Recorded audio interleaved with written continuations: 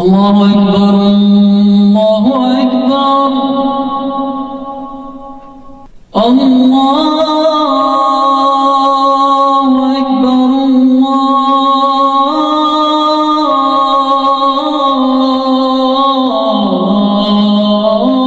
আল্লাহু আকবার। উমর রাদিয়াল্লাহু আনহুর মতো মানুষ নবীর কাছে এসে বলছেন সাল্লাল্লাহু আলাইহি ওয়াসাল্লাম, ইয়া রাসূলুল্লাহ ওয়াল্লাহি লা উহিব্বুক, আল্লাহর কসম করে বলছি আমি আপনাকে অনেক মহব্বত করি, ইল্লা মিন নাফসি, আমার নফসের চেয়ে বেশি না। মানে আমি আমার জানের চাইতে আপনাকে বেশি মহব্বত করি না। কথা কি বুঝতে পারতেন কি? মানে আমি আপনাকে অনেক মহব্বত করি ইয়া রাসূলুল্লাহ, সব কিছু থেকে বেশি মহব্বত করি, কিন্তু আমার নিজের জানের চেয়ে বেশি না। নবী সাল্লাল্লাহু আলাইহি ওয়াসাল্লাম বলছেন, লা ইয়া ওমর, এখনো মুমিন হওনি ওমর। কাকে বলছেন? কাকে বলছেন? জান্নাতের সার্টিফিকেট প্রাপ্ত একজন মানুষকে। লা ইয়া ওমর, এখনো হওনি। তখন নবী সাল্লাল্লাহু আলাইহি ওয়াসাল্লামকে তিনি একটু পর আবার বলছেন, ইয়া রাসূলুল্লাহ ওয়াল্লাহি আলান, এখন লা হাব্বা ইলাইয়া মিন কুল্লি শাই হাত্তা মিন নাফসি, এখন থেকে আপনি আমার কাছে সবচেয়ে বেশি প্রিয় সবকিছু থেকে, এমনকি আমার নফসের থেকেও বেশি প্রিয়। তখন নবীজি বলছেন, আলান ইয়া ওমর, হ্যাঁ এখন ওমর, এখন তুমি মুমিন হলে। তাহলে যারা আমরা নবীর সুন্নতের খেলাফ এইসব অপসংস্কৃতি, নোংরামি, জেনা, ব্যভিচার, কনসার্ট, নাটক, সিনেমা, পরকিয়া, এইসব তথাকথিত ভালোবাসা দিবস, এই জেনা দিবসগুলো পালন করছি, আমরা কি আসলেই নবীকে ভালোবাসি? আমরা কি সত্যি আল্লাহকে ভালোবাসি? আল্লাহ পাক আমাদেরকে বোঝার তৌফিক দান করেন না, জাহিলিয়াত থেকে ফিরে আসার তৌফিক দান করেন। এরকম প্রচুর ঘটনা। ভালোবাসা তো এগুলোর নাম। ভালোবাসা কাকে বলে জানেন? সাহাবীরা বাসায় যেতেন, আবার দৌড় দিয়ে আসতেন নবী সাল্লাল্লাহু আলাইহি ওয়াসাল্লামের চেহারাটা একটু দেখার জন্য। এটা নাম ভালোবাসা। আপনারা যদি উমরা করতে চান, হজ করতে চান, দেখবেন বারবার আপনার নবীর রওজায় গিয়ে সালাম দিতে মন চাইবে, যে আরেকবার দেখা করে আসি, আরেকটু দেখা করে আসি, আরেকবার সালাম দিয়ে আসি। ভালোবাসা কোনো স্বার্থ আছে এখানে? নবী সাল্লাল্লাহু আলাইহি ওয়াসাল্লাম কি আমাদের কাছে কোনো স্বার্থ দাবি করেছেন? আল্লাহ করেছেন? এগুলো ভালোবাসা। এই ভালোবাসা হলো প্রকৃত ভালোবাসা। আর এগুলো যেটা চলছে এটা হচ্ছে যৌনতা। এগুলো কি চলছে? যৌনতা। ভালোবাসার নাম দিয়েছে এখন যৌনতা। এগুলো ভালোবাসা না, এগুলো পাশবিকতা, প্রবৃত্তির দাসত্ব। প্রবৃত্তি মানে মন যা চায় তাই করতে চাচ্ছে। আপনার মন চাইছে একটা মেয়ের সাথে রাত কাটাবেন, এটাকে আপনি ভালোবাসা নাম দিলেন, কিন্তু এটা হচ্ছে ভালোবাসা না, এটা কি প্রবৃত্তি, পশুত্ব, দাসত্ব, পশুত্বের দাসত্ব করছেন। আল্লাহ পাক আমাদেরকে কথাগুলো বোঝার তৌফিক দান করেন। এরকম সাহাবীরা কত ত্যাগ করেছেন। তালহা রাদিয়াল্লাহু আনহুর নাম শোনেন না অনেকেই। নবী সাল্লাল্লাহু আলাইহি ওয়াসাল্লাম উহুদ যুদ্ধের দিন সংকটময় একটা অবস্থায় ছিলেন। তালহা রাদিয়াল্লাহু আনহু একা নবী সাল্লাল্লাহু আলাইহি ওয়াসাল্লামকে ঢাল হিসেবে পিঠ পেতে দিয়ে আসেন, উনার দিকে কোনো তীর যেন আসতে না পারে। শেষে দেখা গেল তার গায়ের মধ্যে 40 থেকে 50টা তরবারের আঘাত আছে, তীরের খোঁচা আছে, বর্ষার খোঁচা আছে। এই অবস্থায় তিনি নবীকে কাঁধের মধ্যে নিয়ে উহুদ পাহাড়ে উঠেছেন নবীকে সেভ করার জন্য। এটা ভালোবাসা। এটা কি? কোন স্বার্থে? কিসের স্বার্থে? দুনিয়ার স্বার্থে? জান্নাতের স্বার্থে। একজন সাহাবী বাড়ি নির্মাণ করেছেন, তো নবী সাল্লাল্লাহু আলাইহি ওয়াসাল্লাম দেখে একটু খালি, মানে হয় না, তুমি কে, কার বাড়ি এটা? বললেন আচ্ছা অমুক সাহাবীর বাড়ি। নবীজি একটু ভ্রু কুঞ্চিত করলেন, পছন্দ করলেন না, কিছু মুখে বলেন নাই, মুখে কিছু বলেন নাই, খালি একটু অসন্তুষ্ট হয়েছেন, এক্সপ্রেশন দেখতে বোঝা যাচ্ছে। তখন ওই সাহাবীকে জানানো হলো, তোমার বাসার সামন দিয়ে তো আল্লাহর নবী সেদিন হেঁটে গেলেন, তারপরে আমার বাসা দেখে, তোমার বাসা দেখে আল্লাহ নবী সাল্লাল্লাহু আলাইহি ওয়াসাল্লাম তো অসন্তুষ্টি প্রকাশ করেছিলেন, মুখে কিছু বলেন নাই, এক্সপ্রেশন ছিল একটু অসন্তুষ্টিমূলক। 3 দিনের মধ্যে সেই বাড়ি ভেঙে গুড়িয়ে দিয়েছে। যে বাসা দেখে আল্লাহ নবী সন্তুষ্ট হন না, আমি বাসা রাখবই না। ভালোবাসা কিসের জন্যে? কার জন্যে? কার স্বার্থে বলেন? আল্লাহর জন্যে, জান্নাতের জন্য, আল্লাহর স্বার্থে, আল্লাহর জন্যে। কতগুলো বলে শেষ করবো আপনাদেরকে। সাদ বিন আবি ওয়াক্কাস রাদিয়াল্লাহু আনহু উহুদ যুদ্ধের দিন এইরকম করে তীর নিক্ষেপ করছেন। আল্লাহ নবী বলছেন, ইয়া সাদ, হে সাদ, তীর ছুড়ো, তোমার জন্য আমার পিতামাতা কুরবান হোক। আশপাশে 9 জন ছিল, তার মধ্যে একজন করে শহীদ হতে শেষে 2 জন বেঁচে থাকলো, সাদ বিন আবি ওয়াক্কাস, তালহা বিন উবাইদুল্লাহ রাদিয়াল্লাহু আনহু। এগুলো তারা কেন করেছেন? ভালোবাসার জন্যে। ভালোবাসা এগুলোর নাম। কতগুলো বললে শেষ করবো আপনাদেরকে বলেন। নবী সাল্লাল্লাহু আলাইহি ওয়াসাল্লামের কাছে একজন সাহাবী আসেন ইসলাম কবুল করতে এসে হাতের মধ্যে কিছু বালা, আংটি থাকে না, এগুলো ছিল। এগুলো খুলে ফেলে দিয়েছেন নবী সাল্লাল্লাহু আলাইহি ওয়াসাল্লাম, খুলে ফেলে দিয়েছেন। তো একটা খুব দামি সোনার আংটি ছিল। ফেলে দেওয়ার পরে অনেকে বলছে তুমি তো এখন মুসলিম হয়েছো, ইসলাম কবুল করেছো, তো আচ্ছা ঠিক আছে, ওইটা না হয় নবীজি পড়তে নিষেধ করেছেন, তুমি ওইটা নিয়ে বিক্রি করে দাও, বিক্রি করে না হয় ওই টাকা দিয়ে অন্য কিছু করো। উনি বলছেন কখনো না, আমার হাত থেকে আল্লাহ নবী খুলে একটা জিনিস ফেলে দিয়েছেন, আমি সেটা আবার নিতে যাব? কিসের জন্য এগুলা? এটা ভালোবাসা, মহাব্বত। আল্লাহ পাক এটাই কোরআনে বলছেন যে কুল, আপনি হে নবী আপনি বলে দিন, ইন কুনতুম তুহিব্বুন আল্লাহ, তোমরা যদি আল্লাহকে মহব্বত করেই থাকো, আল্লাহকে সত্যিকার অর্থে ভালোবেসেই থাকো, ভালোবাসার দাবি করেই থাকো, ফাত্তাবিউনি, তাহলে নবীর আনুগত্য করো, ইউহিব্বুকুমুল্লাহ, তখন আল্লাহ তোমাদেরকে ভালোবাসবেন, ওয়া ইয়াগফির লাকুম যুনুবাকুম, তোমাদের সব গুনাহ আল্লাহ মাফ করে দিবেন, আল্লাহু গফুরুর রহিম। এই হলো ভালোবাসা। ভালোবাসা মানে কি? ভালোবাসা মানে হচ্ছে আসানু ওয়া তাআ, আমি নবী এবং আল্লাহ এবং তার রাসূলের কথা শুনবো এবং আনুগত্য করব, শুনবো, এবং এর নাম ভালোবাসা।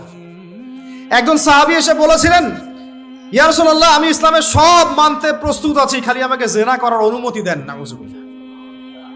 সাহাবীরা রাগ হয়ে গেছেন, এই কার সাথে কি কথা বলো, বেয়াদবি করতে। নবী সাল্লাল্লাহু আলাইহি ওয়াসাল্লাম বললেন, দাঁড়ান, দাঁড়াও, দাঁড়াও, তাকে ছাড়ো, আমি বুঝাচ্ছি।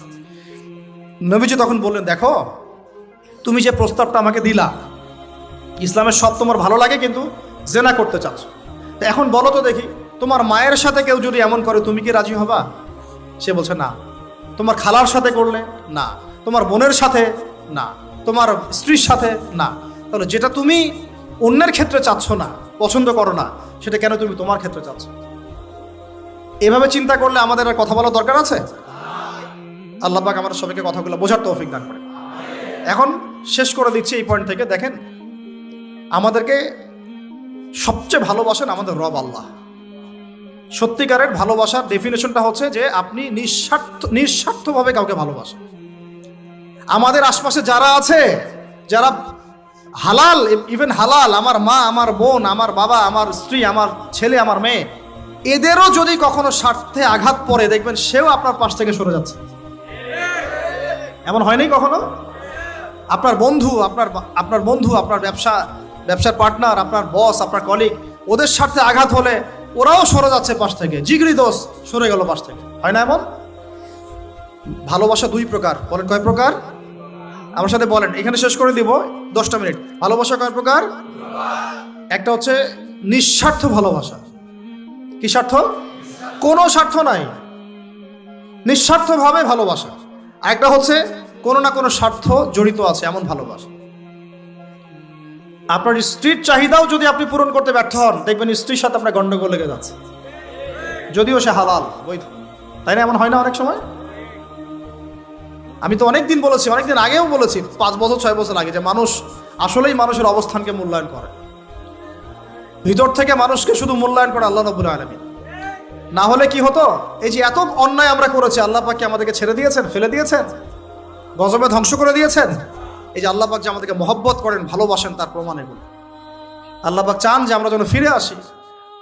আল্লাহ পাক বলছেন, সারা দুনিয়ার সমান গুনাহও যদি সে করে ফেলে, আসমানের সমানও গুনাহ করে ফেলে, খালি তওবা করে ফিরে আল্লাহকে বলবে, আস্তাগফিরুল্লাহাল্লাযী লা ইলাহা ইল্লা হুয়াল হাইয়ুল কাইয়্যুম ওয়া আতুবু ইলাইহি।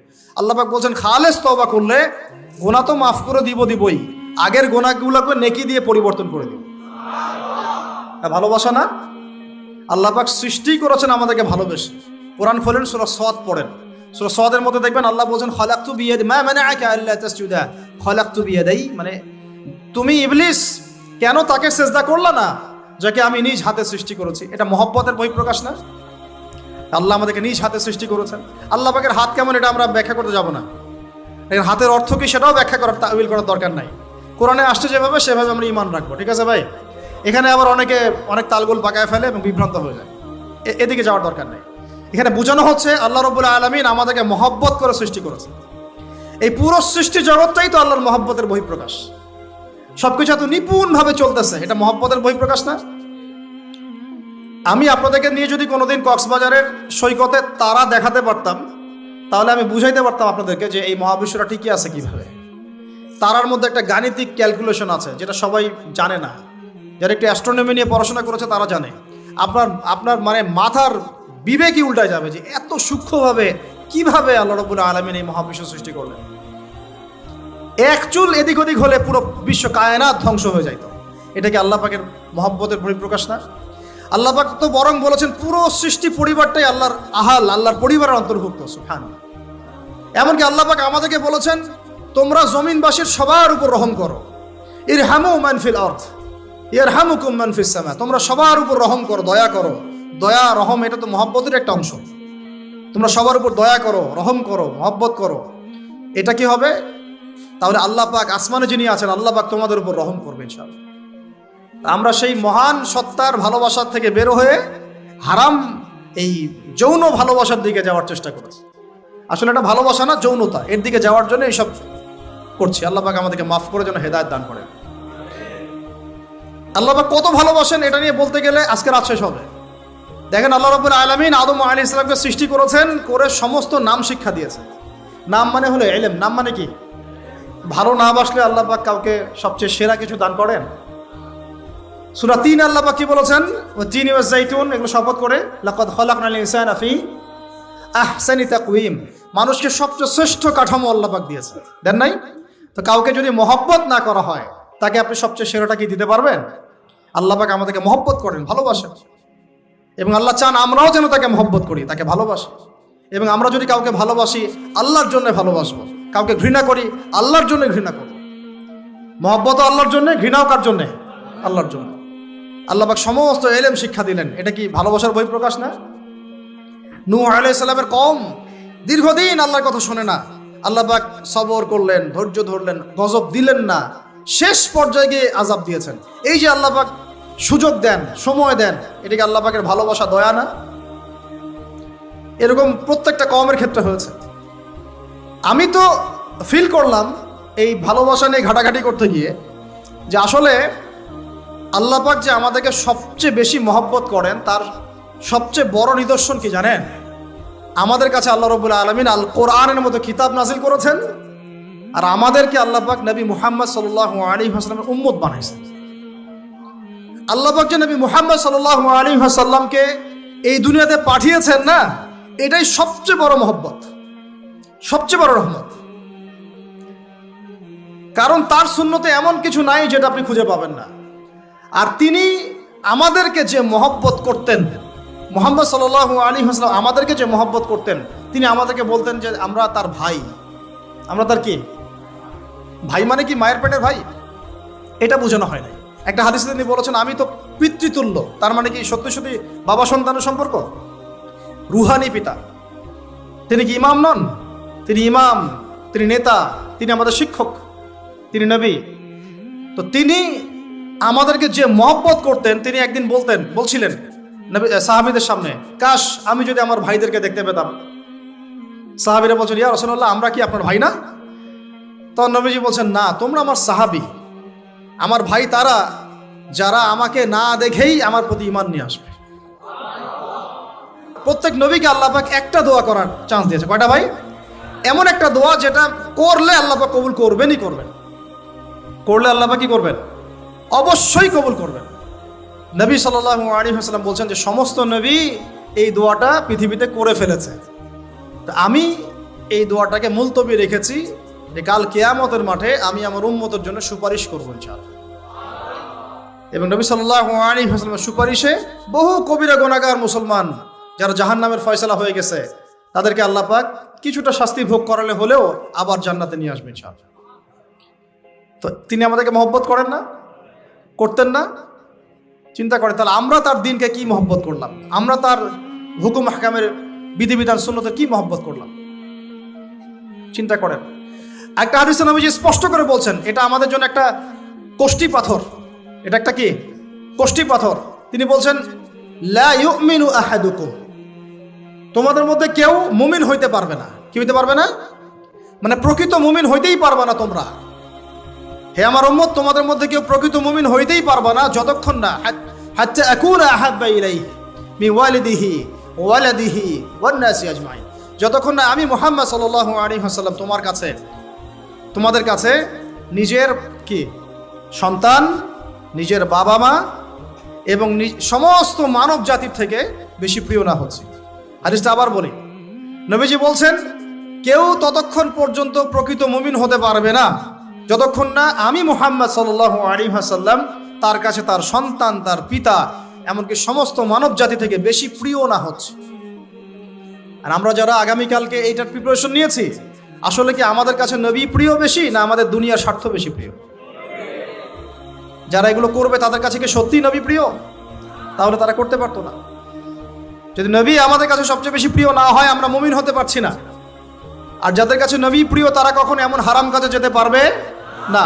যারা যাচ্ছে তারা কখনোই নবীকে ভালোবাসে না, কোশ্চিনকালেও না। শোনেন, ওমর রাদিয়াল্লাহু আনহুর নাম শুনেন নাই? বললে অনেক কথা ভাই, অনেক কথা, কোনটা রেখে কোনটা বলি। ওমর রাদিয়াল্লাহু আনহু একদিন এসে বলছেন, খলিফাতুল মুসলিমিন, মুসলিমদের তিনি খলিফা। জান্নাতের সুসংবাদপ্রাপ্ত 10 জন সাহাবীর একজন। জান্নাতের সার্টিফিকেট পেয়েছেন পৃথিবীতে কয়জন সাহাবী? একটা হাদিসে একসাথে 10 জন। ওই 10 জনের অন্যতম একজন, যিনি এমন শাসন ব্যবস্থা পৃথিবীতে প্রতিষ্ঠা করেছিলেন যার মতো মিসাল এখন পর্যন্ত পৃথিবীতে আর দেখা যায় নাই। একটা হাদিসে আসছে, যে রাস্তা দিয়ে ওমর হাঁটে ওই রাস্তা দিয়ে শয়তান হাঁটে না। কি বুঝলেন? শয়তান যদি দেখে ওই যে ওমর, ও আর ওই যাবে না ওই রাস্তার মধ্যে। এই হচ্ছে ওমর ইবনুল খাত্তাব। আমার পরে কোনো নবী নাই। নবীজি বলছেন আমার পরে কোনো নবী নাই, লা নবিয়্যা বা'দি, আমার পরে কোনো নবী নাই। যদি হতো তাহলে ওমর হতো, যদি হতো তাহলে ওমর হতো। অন্য একটা হাদিসে আসছে, আমার পরে কোনো নবী নাই, তবে তুমি আমার, এটা অন্য সাহাবী সম্পর্কে, আলী ইবনে আবি তালিব সম্পর্কে, তুমি আমার জীবনে তেমন, মূসার জীবনে হারুন ছিল যেমন। এটা হচ্ছে আলী ইবনে আবি তালিব।